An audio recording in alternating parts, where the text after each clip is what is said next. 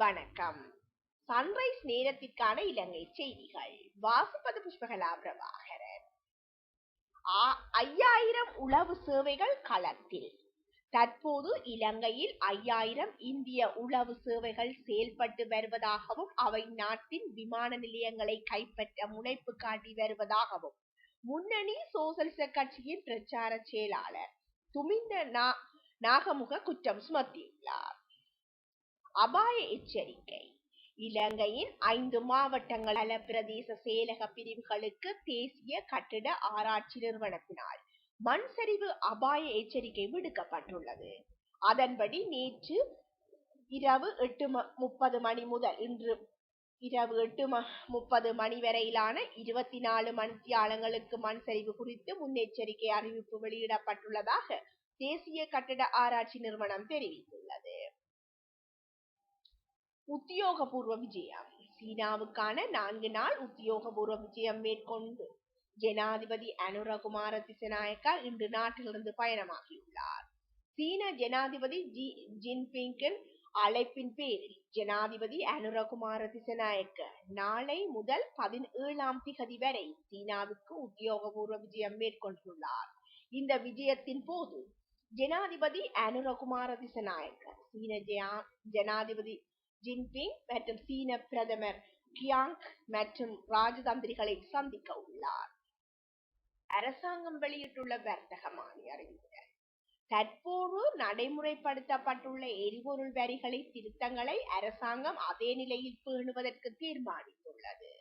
நிதி அமைச்சர் என்ற வகையில் ஜனாதிபதி அனுரகுமார திசாநாயக்கவினால் இது தொடர்பான வர்த்தகமானி அறிவிப்பு வெளியிடப்பட்டுள்ளது.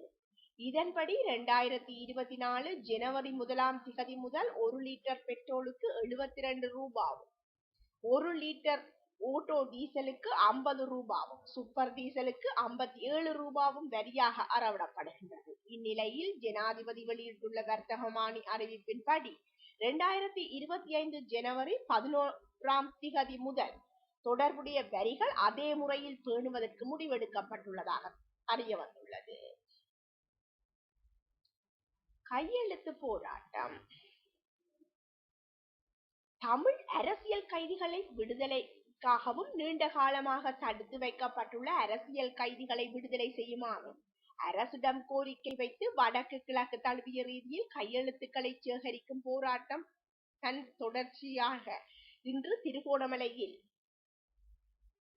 கையெழுத்து சேகரிக்கப்பட்டுள்ளது. திருகோணமலை சிவன் கோவில் அடியில் குறித்த நிகழ்வானது முன்னெடுக்கப்பட்டுள்ளது.